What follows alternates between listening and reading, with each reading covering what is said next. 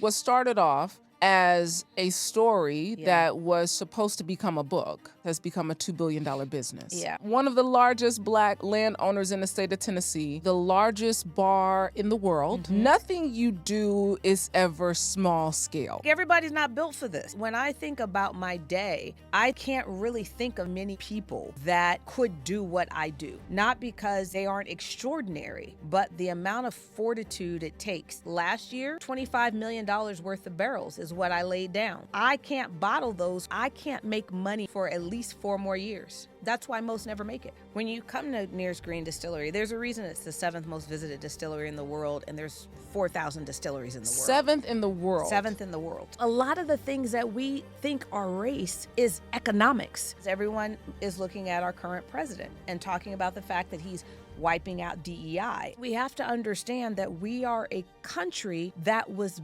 built on capitalism. We keep trying to give our country morals. We have to know how to operate based on how it was built. And it comes down to money and power. It always has. We've done everything that we could. 2 failed adoptions, a failed surrogacy. One of the things that we never did was assume that God was going to give us children. Children would have competed with the purpose God set out for me. Wow. Society has said we're here to birth children, but many of us are here to birth vision.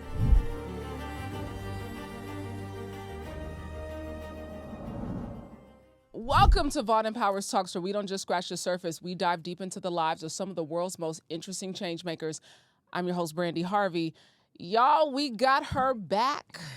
She is back in the house. It's a do-over. It's a second time home.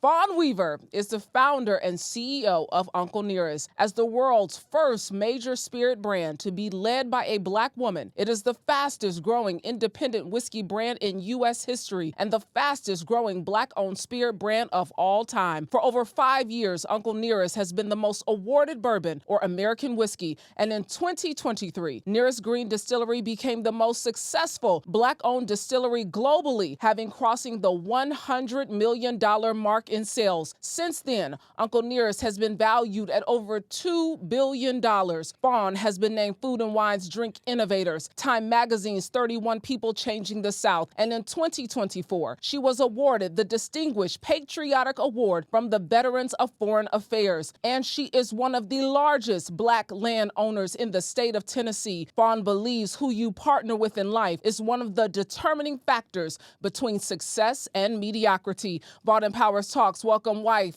entrepreneur, investor, and keeper of the Nearest Green story, Fawn Weaver, to the show. Thank you. Hello. Well, that's quite the intro. I mean, for such a quite the woman. I mean, that is such an intro. You, and meanwhile, I was cleaning out the Fritos. You know, you got into the stash, Fawn, but you at home. So that's what happens when you come visit family. Yes. You get into the cookie jar. You get into the stash. Yeah, All you get the into the stash. Yeah. I am so honored that you are here in this seat. Thank you. I told you before we started, you're such an inspiration because when I went to your book tour in Atlanta, you said to the room, this is not your average book tour. You said when you ask questions here, ask questions that serve the entire room. Mm-hmm. And I took that and I said, I want to have conversations that serve our entire community. And so here you are. I love it.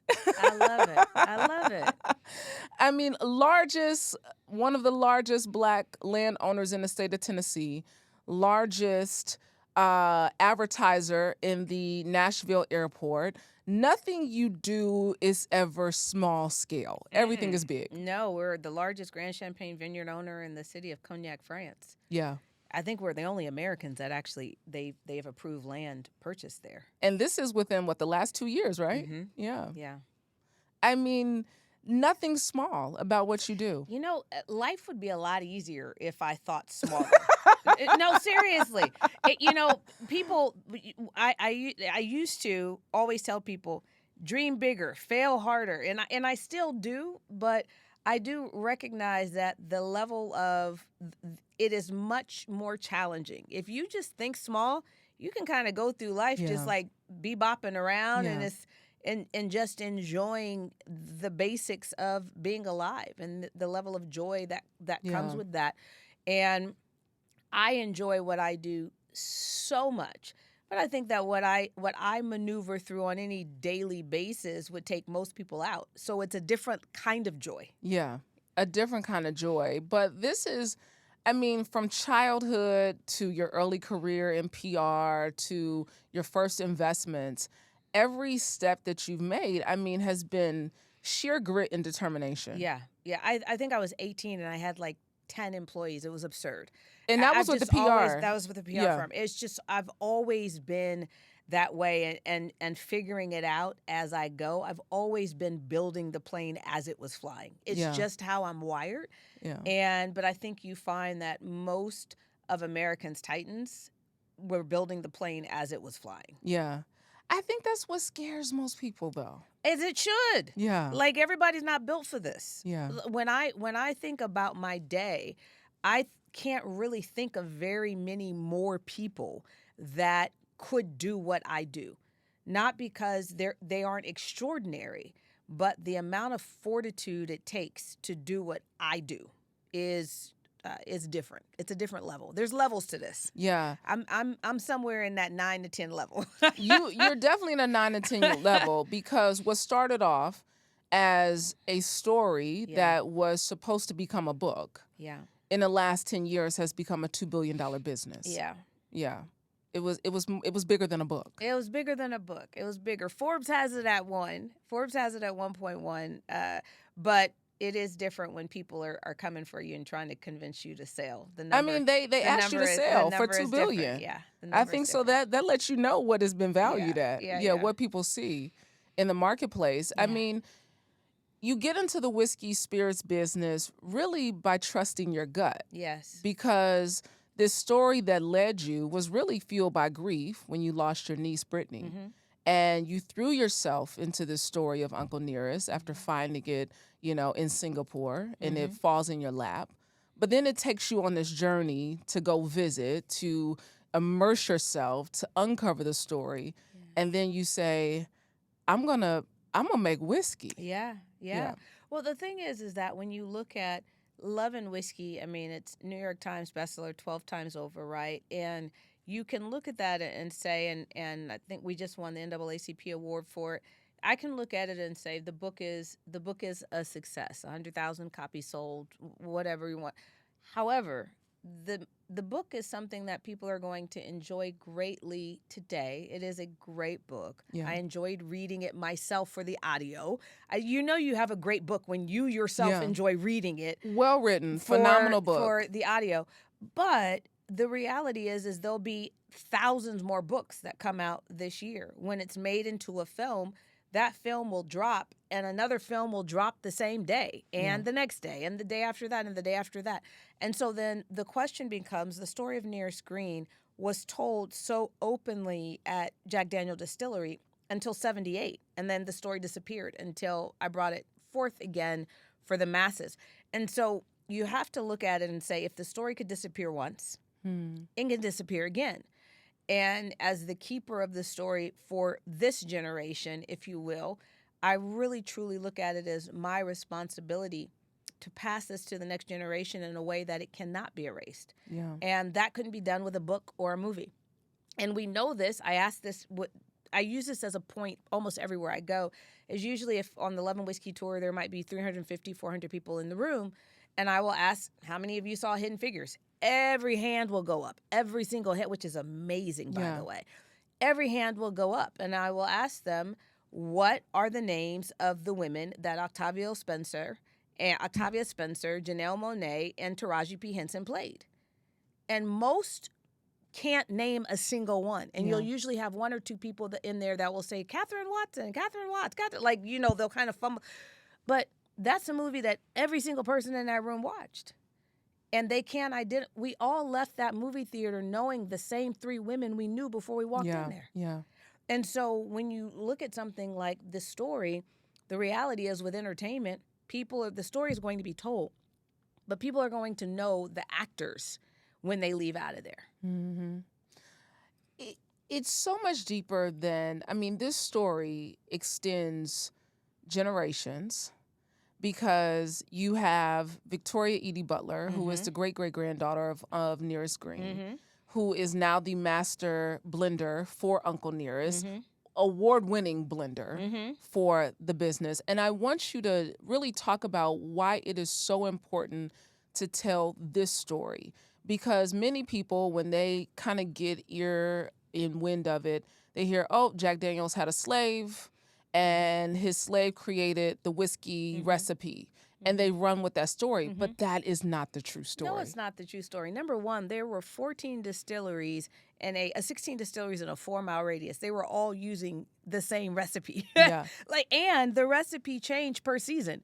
How much corn you were using, how much corn malt, how much rye, how much barley, it literally changed per season. Yeah.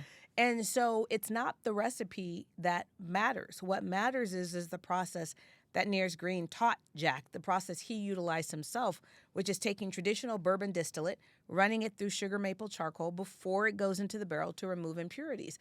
That was what distinguished his whiskey, the whiskey coming out of distillery number 7. That's what distinguished that whiskey from everywhere else. And that came in with the West Africans. And it's something that Jack and his family made sure to properly credit. And the reason why I think it's so important is because at that time, because we couldn't patent, because we couldn't copyright anything, there was no such thing as IP for African Americans or Africans at that time. And even once we were African Americans, we couldn't do any of that stuff. And so much of our ingenuity, so much of our inventions, we'll never know what we actually created. Absolutely. So anytime we get a chance to prove that we were an integral part in the creation of something, it's important for us to spotlight that, because the more we see it, the more we understand that Africans coming to this country, so many, including us, have a misperception. Because if you look on the census, it says we were illiterate, right? They can't read. They can't write. Nearest could not read. He couldn't write. His children couldn't read, couldn't write. His grandchildren.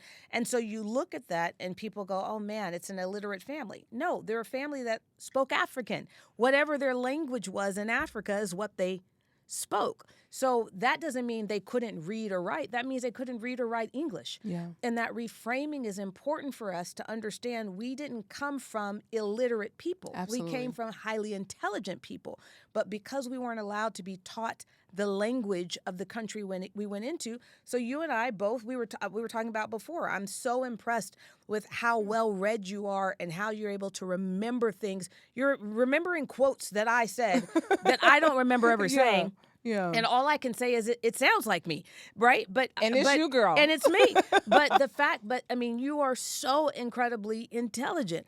But if I were to drop you in the middle of a village in Thailand, and they refuse to teach you their language, guess what?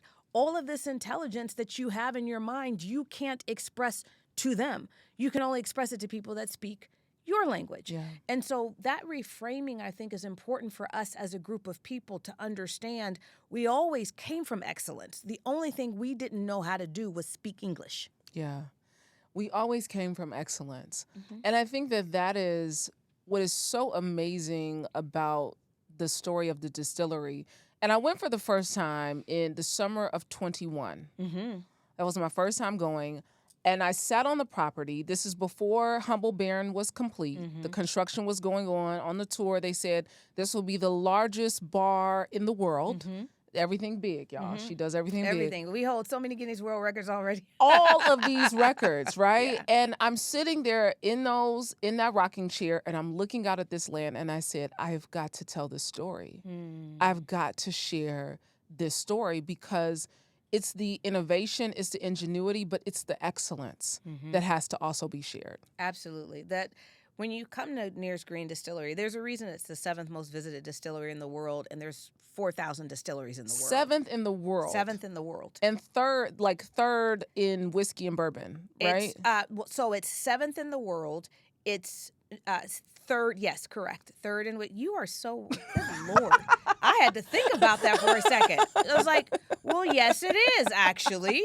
It is. You're absolutely right. Listen, it is the if I third was going to pass the test, baby, it was going to be the test in Fawn Weaver today. Okay? Listen, yeah, it is. I had to think about that. Yeah. But there's a reason. It is a masterclass in storytelling. Every person who you bump into that is a part of our team is going to be able to tell you the intricacies, the details throughout the property. We didn't just throw up a building. Like, every few inches tells a story. It does. It was very intentional. And so that level of excellence it's important.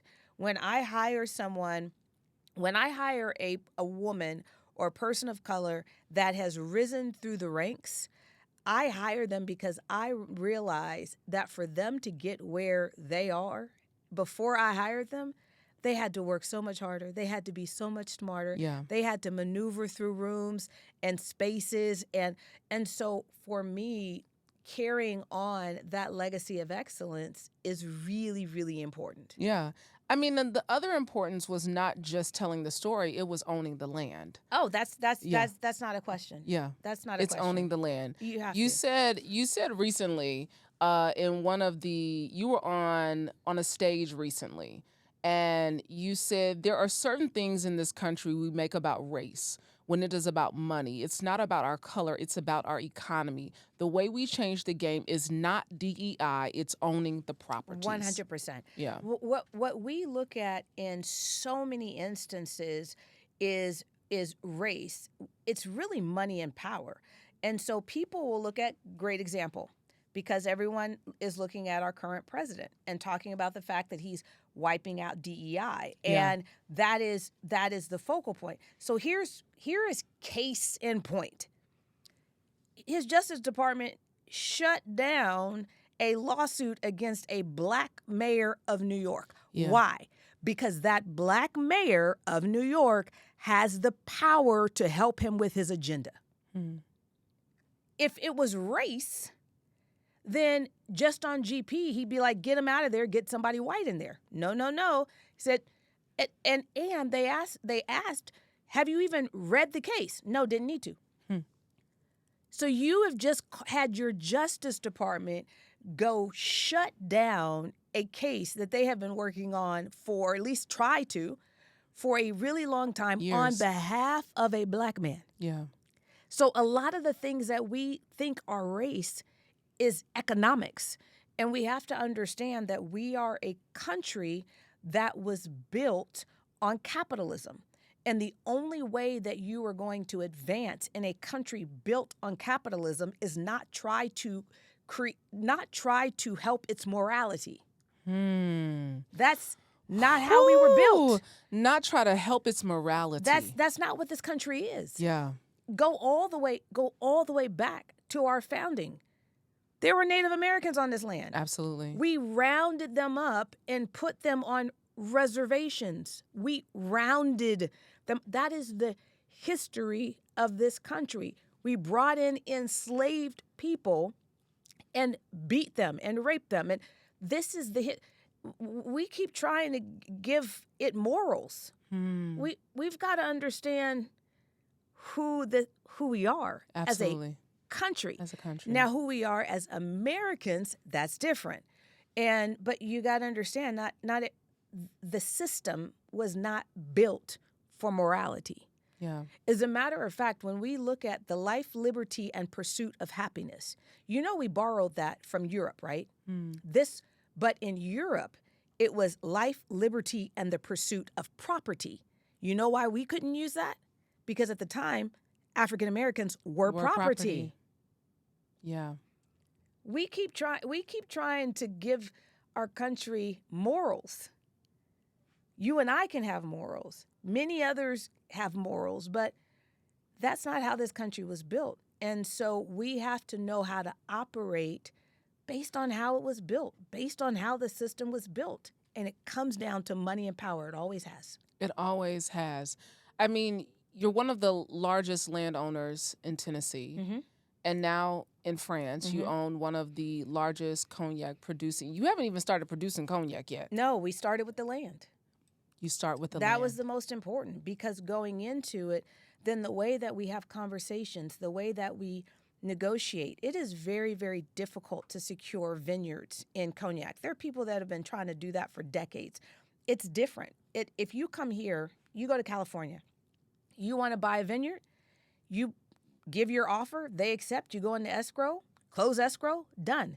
That's not how it works in the wine growing regions of France. You go in, you find a seller, you go into escrow, everything's agreed upon.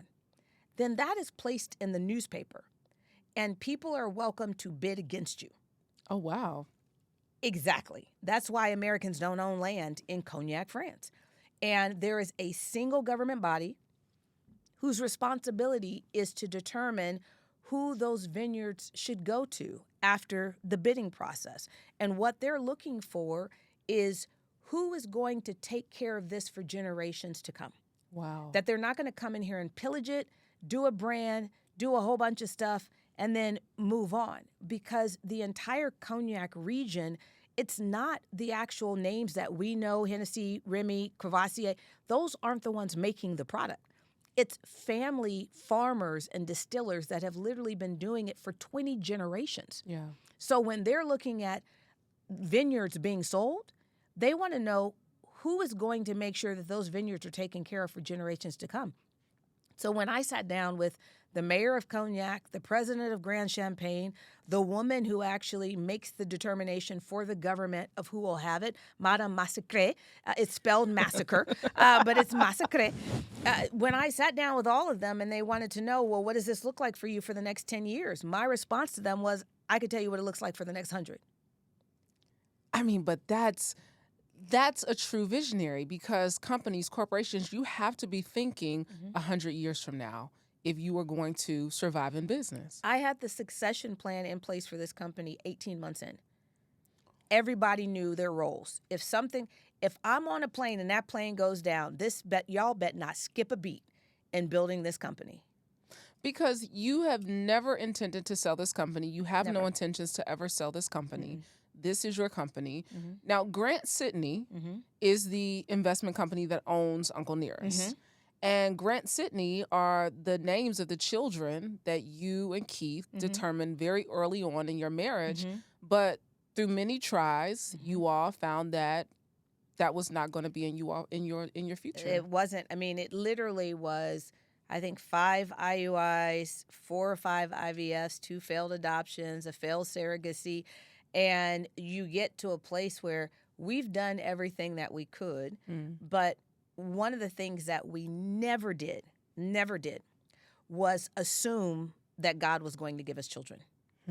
We did our part in terms of trying, but we never had the assumption that that was going to be a part of our path. Wow. We were just going to do our part, but it was ultimately always his decision. So even when I would do IVF, you've got to put the shots in your abs. And, well, my abs, I don't know where to, it's down here. It's abs, though, because she got a 6-pack, okay? You see, there was a light flex for y'all out here, but go ahead, Fawn. We with you, girl. And your lower abs.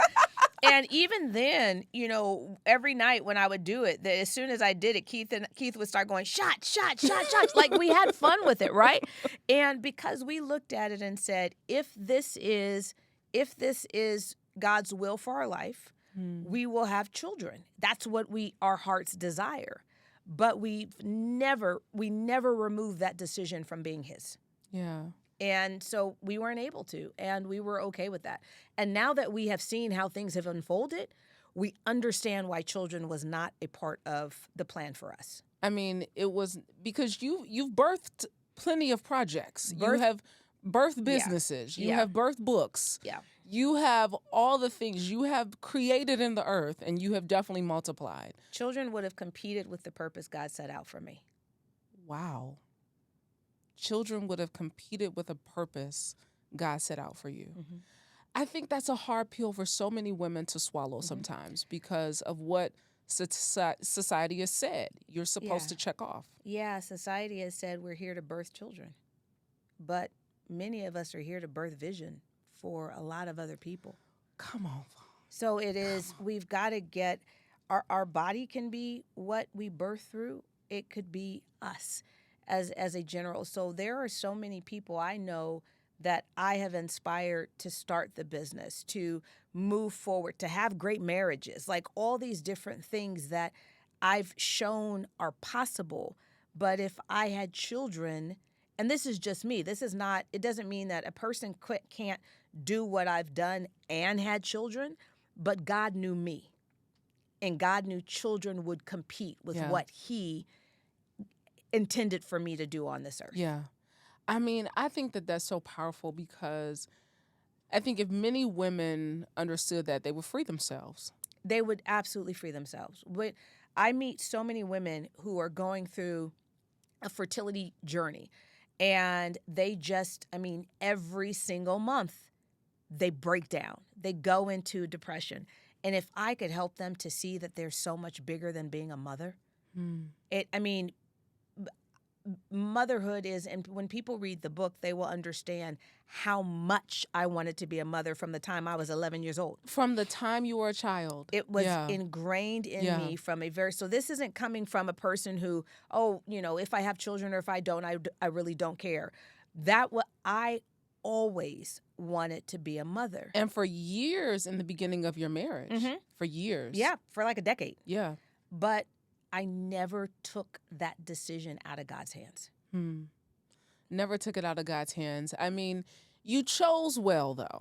I chose really well. You chose well. I chose really, really well. You were interdependent. You Yes. were not independent, an Correct. independent woman. You were an interdependent woman. Yeah, absolutely. We are two independent people, but we are interdependent. Yeah.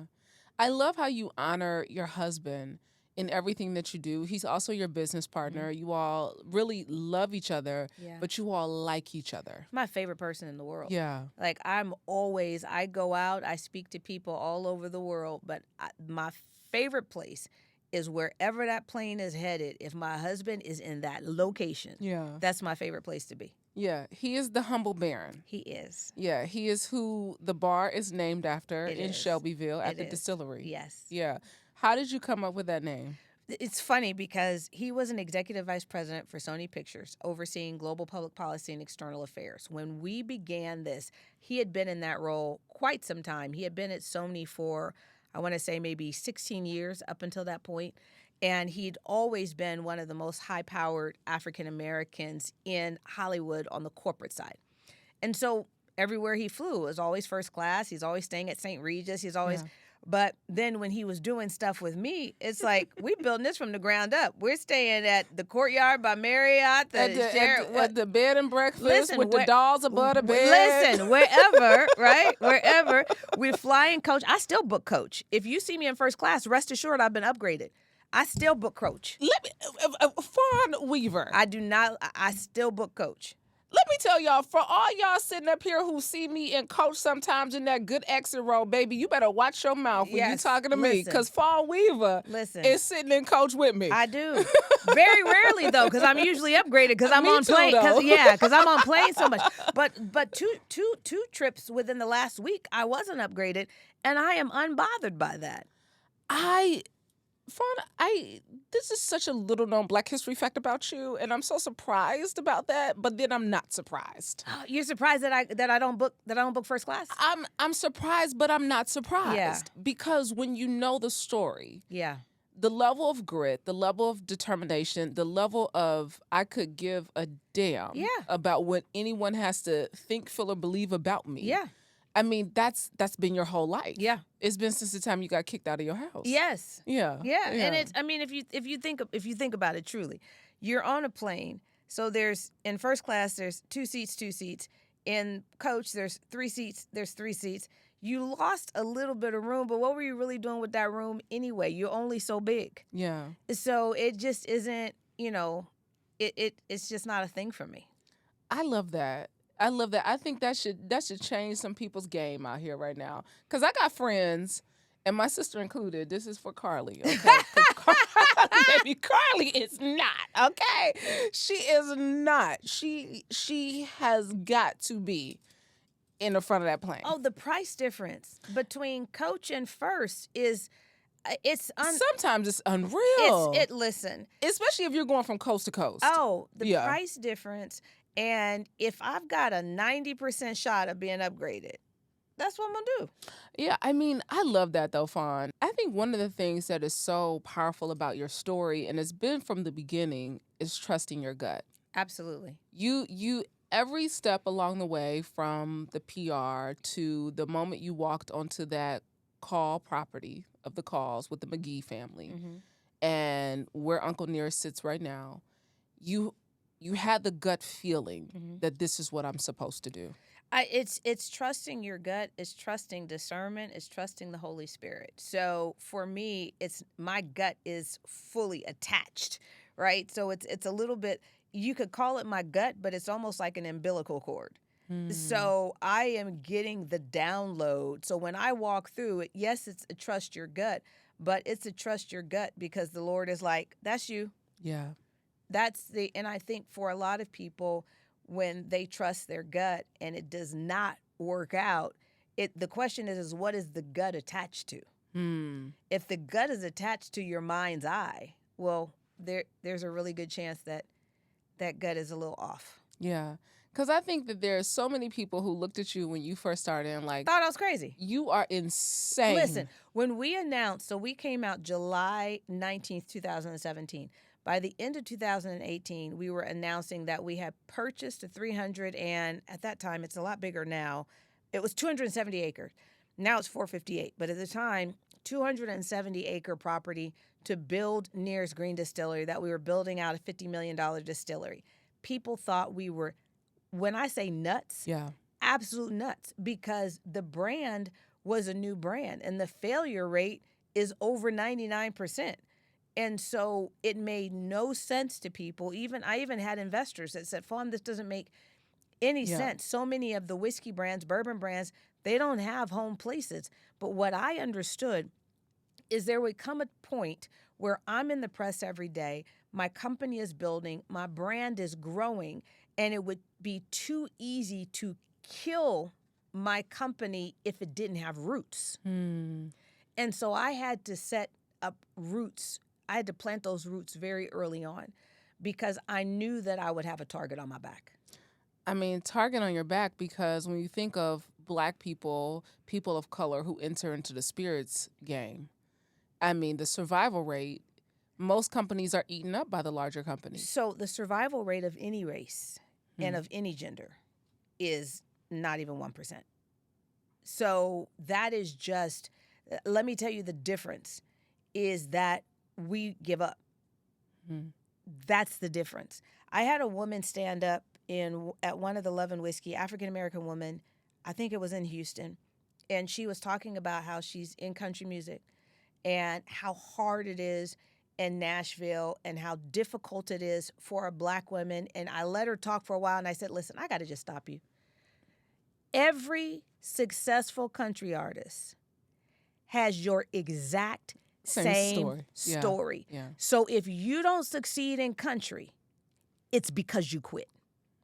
Garth has the same story. Alan Jackson has the same story. Like, everybody has the exact same story. You come into our industry, it's the same thing. Everybody has the same challenges with the distributors, the same challenges with, everybody has the same challenges. The difference is every time we quit. Yeah. When you've been along this journey, what has been that moment when you said, if this does not break, I am going to turn back? Or did you ever have it?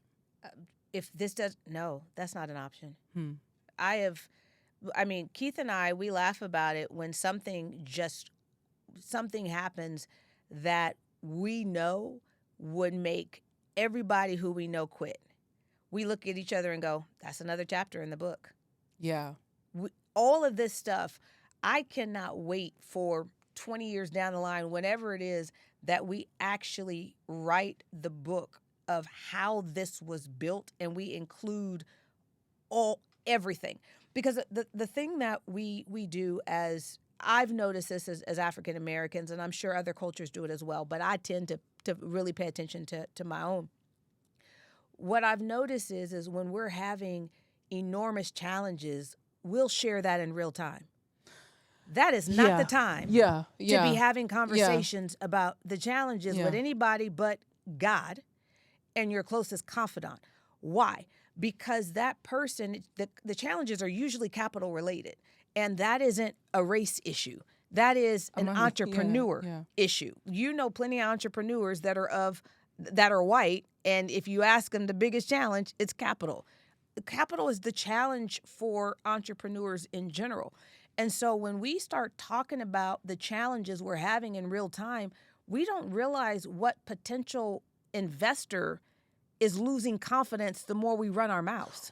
Oh, that's so good. It is. I watch it over and over again, and I'm specifically watching one particular entrepreneur that is amazing. Everybody loves this person. And now everything is around is like, this person's having all these challenges. Too many people know that. Why do so many people know that? There were too many conversations going on as the challenges were happening. If a person doesn't have the ability to help you with the challenge, you should not be having the conversation. Yeah. And this is the stuff that we talk about on the other side.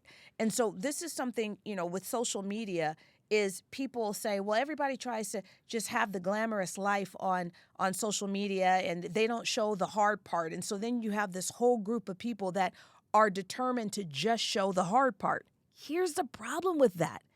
God can turn that situation around in 24 hours. Yeah. 24 hours. But now you've spent time growing the challenge, because anything you place your mind on, anything you speak of grows. Why are you spending the time growing the challenge? Yeah. And that's something we don't understand. And we don't understand that a lot of our challenges, we've made them bigger than they were ever meant to be, because we just kept speaking about them. We kept giving our mind to them. So for me, a challenge comes, and for someone else, it might seem insurmountable. For me, I'm like, God, you got this. I was in the middle of a challenge that undoubtedly would take out every single entrepreneur I know.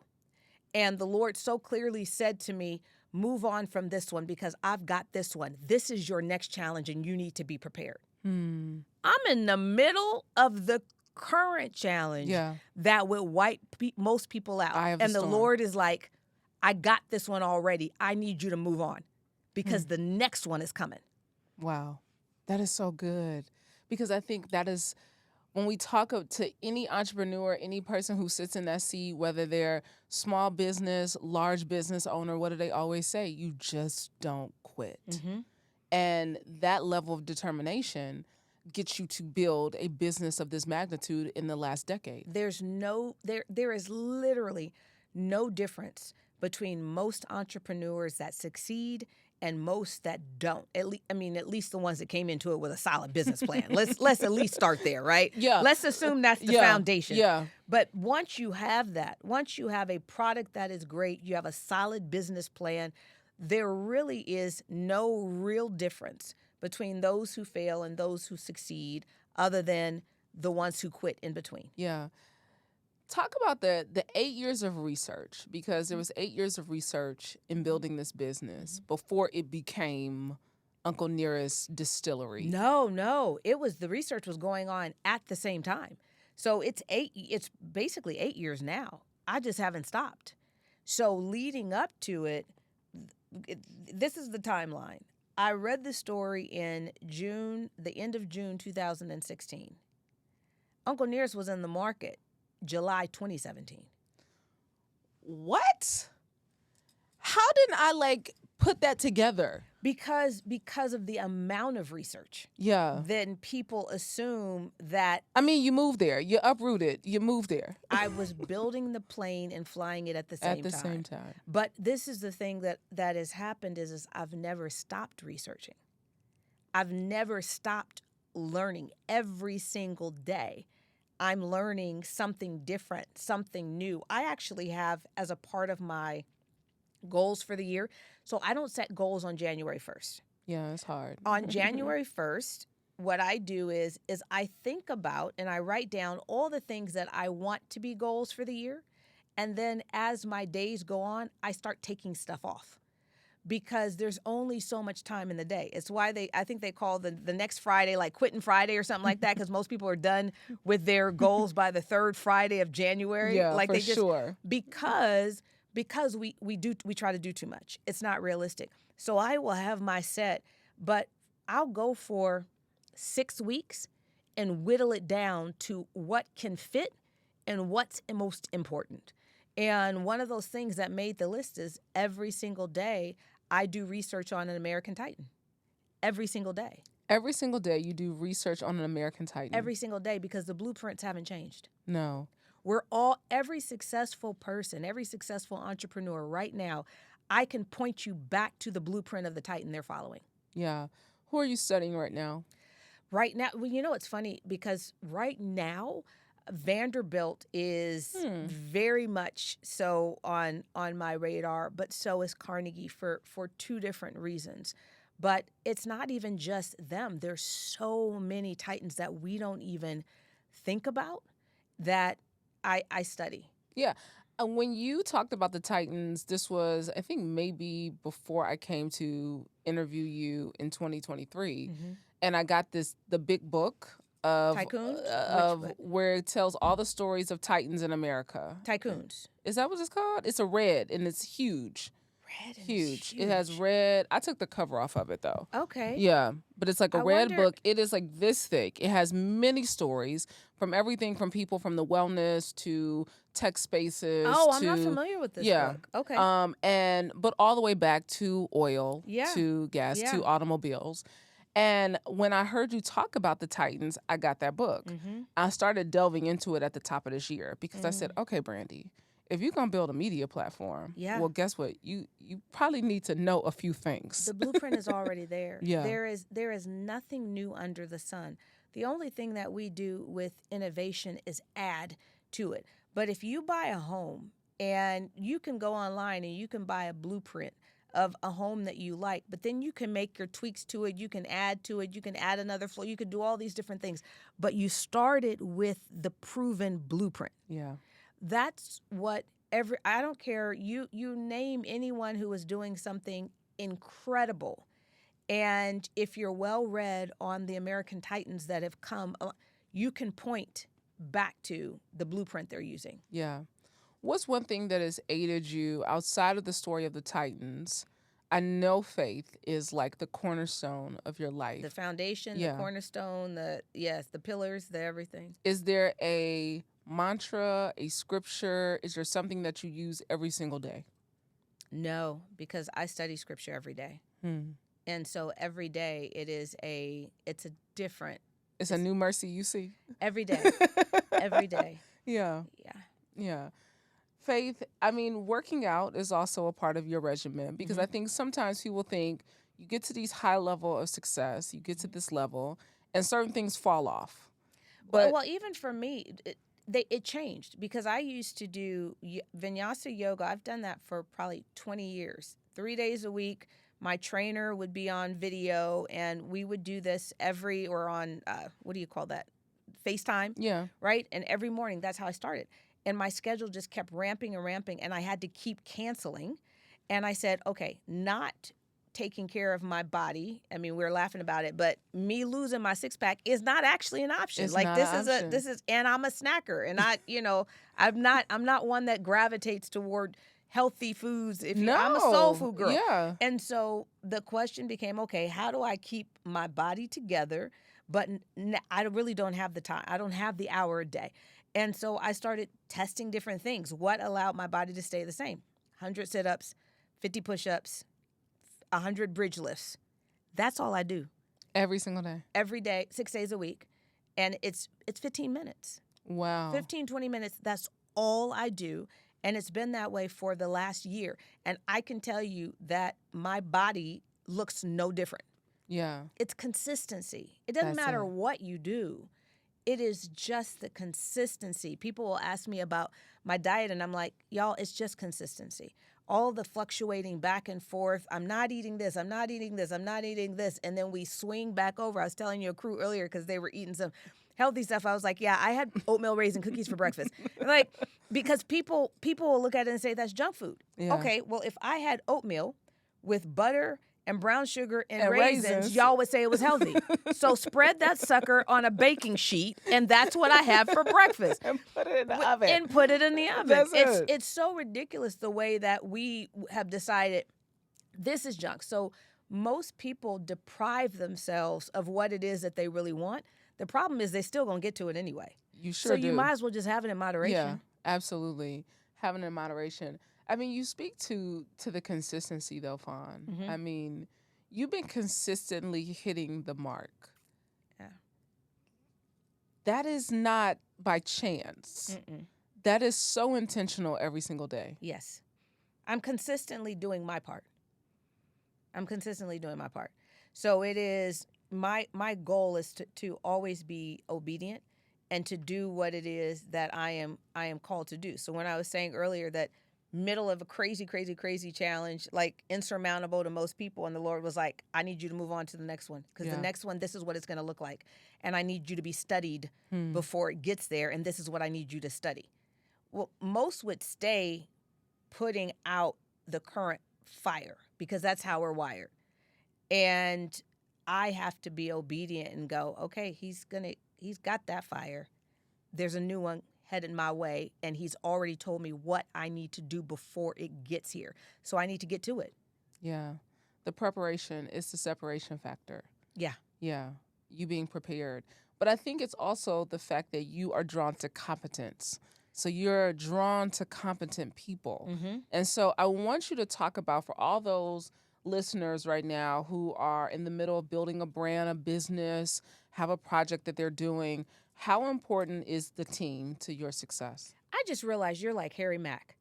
Who is that? The white rapper that goes around and you give him words and he freestyles with the words you give him. I have never heard of this white person. First of all, you need to go on YouTube. My team is over here doing this, and I need to know. Go on YouTube and put in Harry Mack. Harry Mack, the most impressive freestyler you will ever see. Really? Most impressive Harry freestyler. Mack. Harry Mack.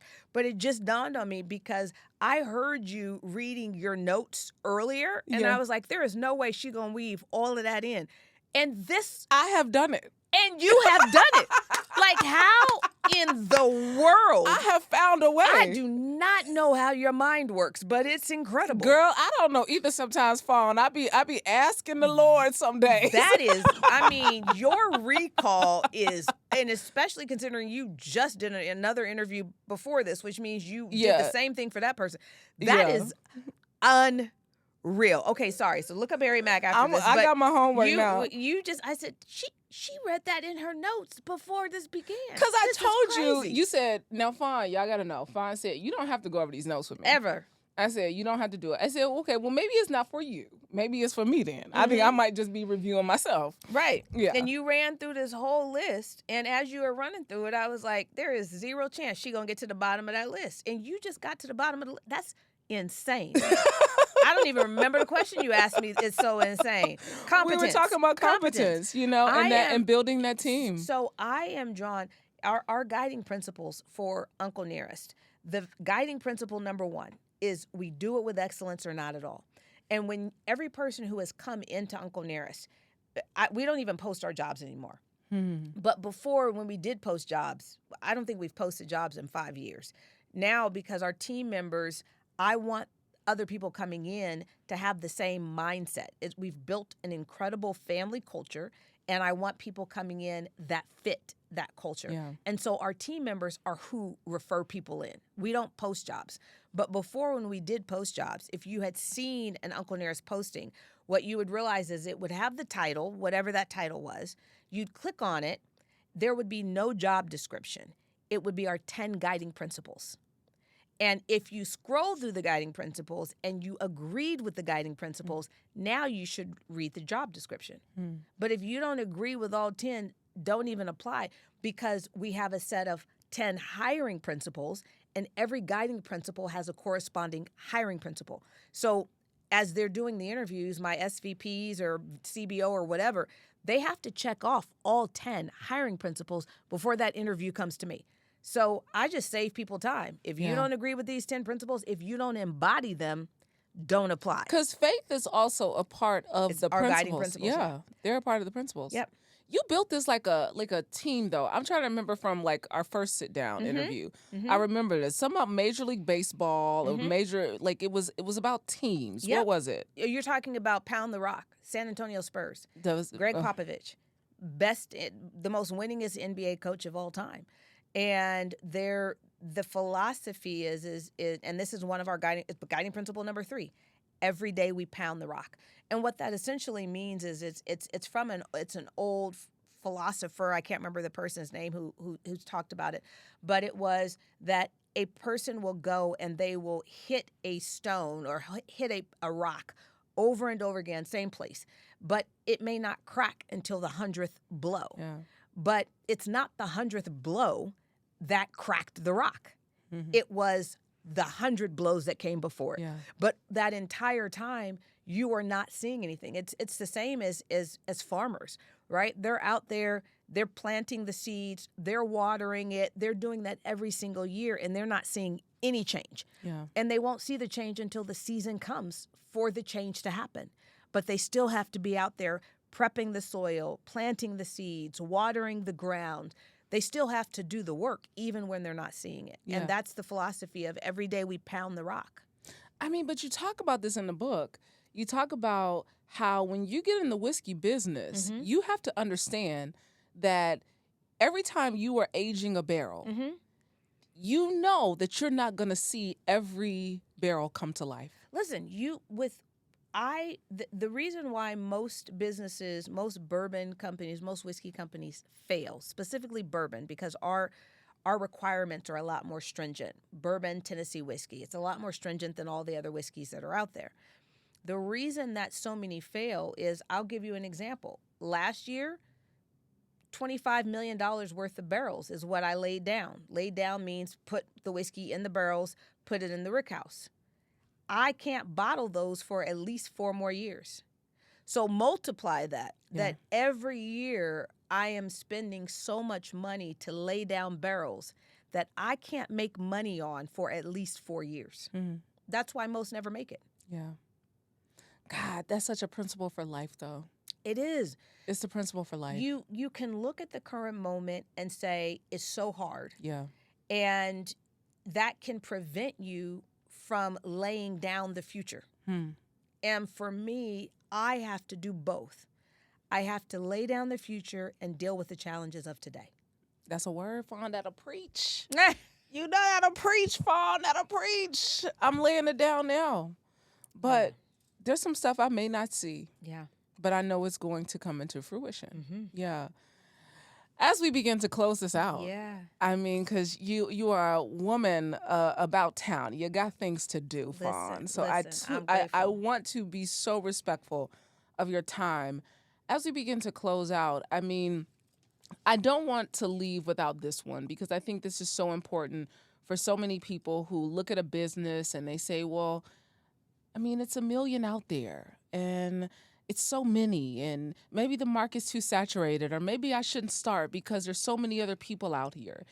And in 2018, the New York Times wrote, the whiskey aisle keeps getting more crowded. And you said, but I wanted other Black entrepreneur whiskeys alongside Uncle Nearest in every store in America. What would be the point of doing this if we couldn't shake up the white male stranglehold on the spirits industry? Why? Well, I think it is, again, I understand why I'm here. Yeah. I didn't come into this industry. This is the part that I think a lot of people don't understand, but you do when you read the book. I had money before this began. Yes, she did, y'all. Baby, she had coins. I had real estate before this began. Yeah. I owned everything that I wanted before I founded Uncle Nearest. And so me building this, I'm not motivated by money. Yeah. And so when I'm looking at it, what is it that I am called to do? What is it that I need to do, want to do? Y'all gonna see me in 10 years, and this thing is going to be through the roof crazy. And guess what? I'm still going to be booking Coach. I'm still going to be doing my own manicures when I get around to doing She ain't my had manicures. one in 4 months, she said. Listen, that's why I'm sitting here picking my cuticle, because I probably need to go give myself one. But the thing is that what is important to me, I cut out things that I don't have time for. My hairstyle, that is a direct reflection of me saying I got bigger things to do. My lack of manicure, I got bigger things to do. There are just, I'm moving through life and I'm cutting out every single thing that does not help me reach the goal that I have set. And the goal I have set is to build the first spirit conglomerate that is not founded by, owned by, led by a white man. Yeah. That is what I have set out to do. Well, there's a reason that's not been done before in the history of our country. And so I'm not looking for easy. I don't expect easy. Yeah. Because if it was easy, somebody else would have done it. Absolutely. And so along the way, I just keep making cuts. Everything that takes away from the time I need. It's one of the reasons you're not going to ever see me argue with my husband. That's an unnecessary amount of time. Conversations. Respectful. On to the next. Yeah. On to the next. Fawn Weaver, one word you are committed to in the season of your life. Transparency. Why? I think we are in an opaque world. And people need to see more transparency. People need to believe that you can be authentic, that you can be yourself, that you can be unapologetically who God created you to be. And you don't have to shield that. Yeah. You can do that openly. You can do that openly. Fawn Weaver, you are an inspiration to so many, including myself. It is an honor for you to sit in that seat. Thank you so much for joining us today. Vaught Empowers Talks, another good one for the books. Be sure to share this with someone who needs a little more transparency in the season of their life. Until next time, you guys, I'm your host, Brandi Harvey. Eat well, give a damn, move your body every single day. Peace.